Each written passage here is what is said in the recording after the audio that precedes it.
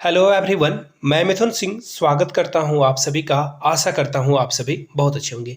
ये वीडियो बहुत ध्यान से देखनी है। खास करके वैसे लोगों को तो बिल्कुल ही ध्यान से देखने की ज़रूरत है जो सिर्फ और सिर्फ झारखंड पे ही आश्रित है कि झारखंड में ही जो है शिक्षक भर्ती आए और यहीं पे वो नौकरी के लिए जो है आगे बढ़ें और नौकरी लें। झारखंड सहायक आचार्य भर्ती के बारे में इस वीडियो में बात करेंगे। सिलेबस कितना बदला है, जो नई नियमावली सरकार के द्वारा इंट्रोड्यूस करी गई है हेमंत सोरेन के ठीक गिरफ्तार होने से पहले। हेमंत सोरेन ने जो सेवा विस्तार, वेतन और जो पदस्थानांतरण यानी कि ट्रांसफर है उसके बारे में जो बातें करी है उसके बारे में भी हम लोग बात करेंगे। एग्जाम फरवरी में हो पाएगा या नहीं हो पाएगा, मार्च में होगा या फिर आगे ये बढ़ सकता है further. We will discuss each and everything. आगे देखिए, नए नियमावली को भी हम लोग इसमें समझने की कोशिश करेंगे। और सबसे बड़ी खबर कि ऑनलाइन पोर्टल फिर से रीओपन होगा क्या, यानी कि जो छूट गए हैं बच्चे या फिर जिनका कुछ हड़बड़ी में जो है कुछ गड़बड़ियां हो गई है उनके द्वारा फॉर्म को फिल करते समय, तो क्या उनको एक अपॉर्चुनिटी दी जाएगी कि आप एडिट कर सकते हो। तो सारी बातों को हम लोग क्रिस्टल क्लियर देखेंगे और बाय द बुक हम लोग जो है चीज़ों को देखने की कोशिश करेंगे। ये नहीं कि कहीं से भी मैंने XYZ आपको जो है बता दिया। अब सबसे पहले बात करेंगे कि एग्ज़ाम फरवरी में हो पाएगा या नहीं। तो चलिए मैं आपको ऑफिशियल नोटिफिकेशन की ओर लेकर चलता हूँ। ये देखो, ये नोटिफिकेशन कल आप लोगों ने देख लिया होगा।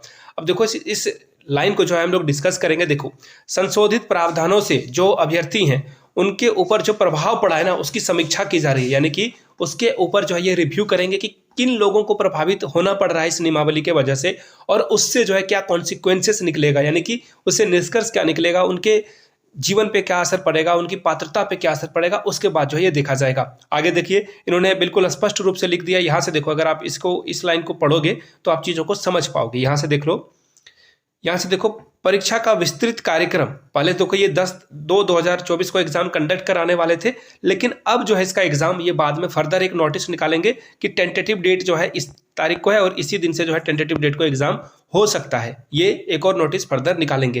लेकिन अब देखो चीज़ें क्या हो रही है ना कि नए नियमावली को जो उसकी समीक्षा की जाएगी, उससे जो रिजल्ट निकलेंगे उसके बाद जो है ये अप्लाई किया जाएगा और 99% चांसेस हैं कि आप लोगों के लिए फॉर्म को रीओपन कर दिया जाएगा। सभी लोगों के लिए जो भी जैसे जो है चीज़ों को अप्लाई कर सकता है वो कर ले। देखिए, झारखंड में दिक्कत क्या आई थी मैं वो आपको बता देता हूँ।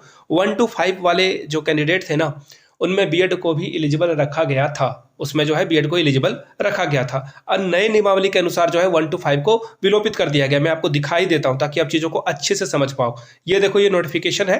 मैं टेलीग्राम चैनल पे जो है इसे आपके साथ साझा कर दूंगा ताकि आप चीज़ों को अच्छे से समझ पाओ। टेलीग्राम पे ये जो है मैं साझा कर दूंगा। वेट ए मिनट, मैं आपको यहाँ से दिखा देता हूँ। ये देखो, यहाँ से अगर आप देखोगे सहायक आचार्य संवर्ग के लिए जो बातें बताई गई है, यहाँ से देखिए, यहाँ पे न्यूनतम 50% अंकों के साथ जो 1 to 5 के लिए, देखिए यहाँ पे स्पष्ट लिख रखा है 1 to 5 के लिए 6 माह का ब्रिज कोर्स करने के बाद भी जो है अनिवार्य वगैरह होता था को विलोपित किया जाता है, यानी कि इसे टर्मिनेट कर दिया गया है। ये अब काम में नहीं आएगा। ये ऑफिशियल नोटिफिकेशन है। तो बीएड वाले बहुत सारे मेरे दोस्त भी हैं जिन्होंने 1 to 5 और 6 to 8 दोनों अप्लाई कर दिया था। मुझे तो पता था कि 1 to 5 में ये बीएड वाले कहीं से भी एलिजिबल नहीं है, तो ऐसे में अप्लाई करना मूर्खता से और कुछ नहीं है। लेकिन कुछ लोगों ने अप्लाई किया है, तो हो सकता है कि 2 एप्लीकेशन, देखो एक्चुअली क्या है ना, एक और क्राइटेरिया था कि आप एक ही एप्लीकेशन अप्लाई कर सकते हो, यानी कि 1 to 5 या तो 6 to 8, लेकिन नियमतः आप दोनों के लिए अप्लाई कर सकते थे। लेकिन जो नोटिफिकेशन आई है उसमें इस बात का कहीं भी आपको जो है जिक्र मेंशन नहीं देखने को मिला, जो कि बहुत ही गलत है, सर्वदा गलत है। क्योंकि आप बीपीएससी का एग्जाम अभी देने जा रहे हो ना, आप बीपीएससी का एग्जाम अभी होने वाला है, उसमें 1 to 5 भी आप भर सकते हो अगर आपके पास डीएलएड और बीएड दोनों है। 6 to 8 भी भर सकते हो, 9, 10, 8 सब कुछ, सारे फॉर्म को आप भर सकते हो। 4 जो कैटेगरी उसमें चारों में से चारों आप अप्लाई कर सकते हो। ये तो बात हुई। अब देखो, ये विलोपित किया गया है, तो ऐसे में नए नियमावली के अकॉर्डिंग उसको आगे बढ़ाने की जो है पूरी गुंजाइश है कि फॉर्म को एक बार फिर से रीओपन कर दिया जाएगा। अब देखिए, जो बीपीएससी का एग्जाम देने वाले हैं, बिहार में भी जो एग्जाम देने वाले बच्चे हैं, उनके लिए मैं आपको बता दूं एग्जाम का जो डेट है वहां पे अनाउंस कर दी गई है। 7 मार्च से आपका एग्जाम कंडक्ट कराया जाएगा। 1 to 5, 6 to 8, 9, 10, 11, 12 चार अलग अलग कैटेगरी के लिए उन्होंने जो है रिजल्ट जो टेंटेटिव डेट है उसकी अनाउंसमेंट कर दी है। फॉर्म भरने का जो डेट है वो 10 मार्च से लेकर के जो ये 10 फरवरी से लेकर के जो है वो 17 फरवरी तक या 27 फरवरी कुछ ऐसा ही डेट है, 12-13 दिनों का विंडो उन्होंने रखा है, आप अप्लाई कर सकते हो। एग्जाम जो है मार्च में उनका हो जाएगा। तो जो दोनों की तैयारी कर रहे हैं एज ऑफ नाउ आपको फटाफट स्विच कर लेना चाहिए बीपीएससी में, और बीपीएससी की तैयारी आप फटाफट कीजिए क्योंकि वो सर्टन है, ऑन द कार्ड है। ऑन द कार्ड का मतलब कि ये होने ही वाला है। लेकिन झारखंड की अगर मैं बात करूं तो यहाँ पे there is nothing certain things, यहाँ पे कुछ भी चीजें सर्टन नहीं है, कुछ भी चीजें होगी या नहीं होगी उस पर जो है डाउटफुल है। अब देखिए हम लोग बहुत सारे जो झारखंड के यूट्यूब कम्युनिटी से जुड़े हुए, एजुकेशन से जुड़े हुए लोग हैं, हम लोग आपस में डिस्कस करते रहते हैं। जैसे कि आपने A to Z स्टडीज़ का नाम सुना होगा, और भी बहुत सारे लोग हैं। रवि भाई से मेरी बातचीत हुई और हम लोगों ने एक डिस्कस किया तो एक आउटपुट निकला। वो आउटपुट क्या था मैं आपको बताता हूँ। हम लोगों ने बातचीत करी कि क्या अगर एक एजेंसी एग्जाम कंडक्ट करा रही है, ऑफलाइन भी, झारखंड में ऑफलाइन एग्जाम को भी वो कंडक्ट करा रही है और ऑनलाइन एग्जाम को भी कंडक्ट करा रही है, तो ऐसे में अभी जो फर्जीवाड़ा हुआ, पेपर लीक की घटनाएं हुई CGL में, उसके अकॉर्डिंगली जो है वो एजेंसी एग्जाम नहीं कराने वाली है, ऐसा आप समझ लो। अब बोलोगे कहीं नोटिफिकेशन नहीं आया, लेकिन देखिए आयोग के ऊपर ना, नीरज सिन्हा जी के ऊपर प्रेशर है, बच्चों का प्रतिष्ठा का भी प्रेशर है कि अगर वो कुछ ऐसी हैंकी पैंकी चीज़ों में शामिल होते हुए दिखते भी हैं, संदेह भी होता है, तो चीज़ें हाथ से निकल जाएगी। तो ऐसे में आप देखना कि उस एजेंसी से एग्जाम नहीं कंडक्ट कराया जाएगा, और फिर से जो है नए जो उन्होंने जो है टेंडर निकाला है कि नए लोग जो है इसमें शामिल हो सकते हैं, आई मीन एजेंसी के लिए, तो उसमें जो है 3 महीने का समय लग जाएगा। तो ऐसे में झारखंड में अभी एग्जाम एज ऑफ नाउ थोड़ा सा डिले होगा। लेकिन मैं आप लोगों को फिर से दोहरा देता हूँ, मेरी बातों को, जितनी बात आप समझ रहे हो उसमें 99% चांस रखना कि कुछ भी चीज़ चेंज हो सकती है। झारखंड में आपको पता है कि यहाँ कुछ भी पॉसिबल है। तो ऐसे में पढ़ाई को जारी रखिए, लेकिन जो बीपीएससी और जेएसएससी सहायक आचार्य के लिए, दोनों के लिए एलिजिबल है, दोनों जगह पे उन्होंने फॉर्म भर रखा है। ऐसे में आप पूरी कोशिश करें कि आप बीपीएससी की तैयारी एज ऑफ नाउ आपको स्टार्ट कर देनी चाहिए।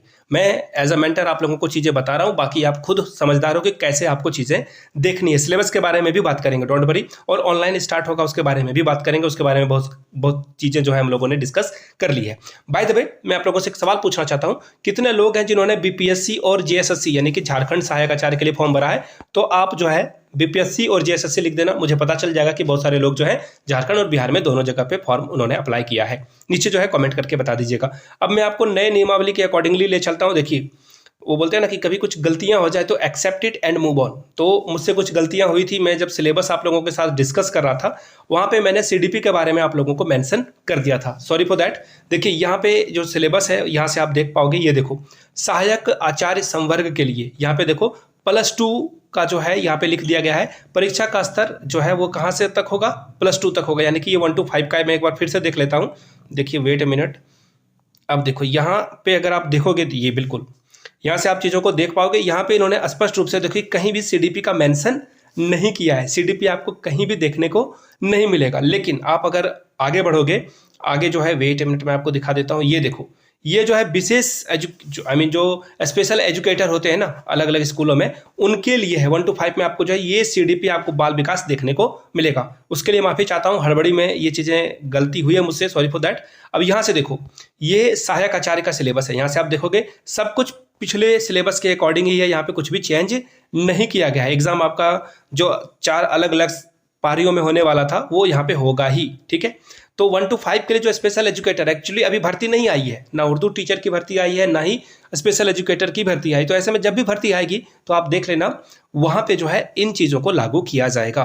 तो ये बातें थी। ऑनलाइन पोर्टल 99% चांसेस है कि जल्द ही जो है ओपन किया जा सकता है। तो इन चीज़ों को मैंने रखा। बाय द वे, आपका जो भी डाउट हो ना तो नीचे जो है कमेंट सेक्शन में अपने डाउट को पूछ लीजिए, और ये वीडियो आप कहाँ से देख रहे हो वो जरूर आप नीचे कमेंट सेक्शन में मेंशन कर दें। वीडियो को यहाँ तक देखने के लिए आप सभी का बहुत बहुत शुक्रिया। Have a good day.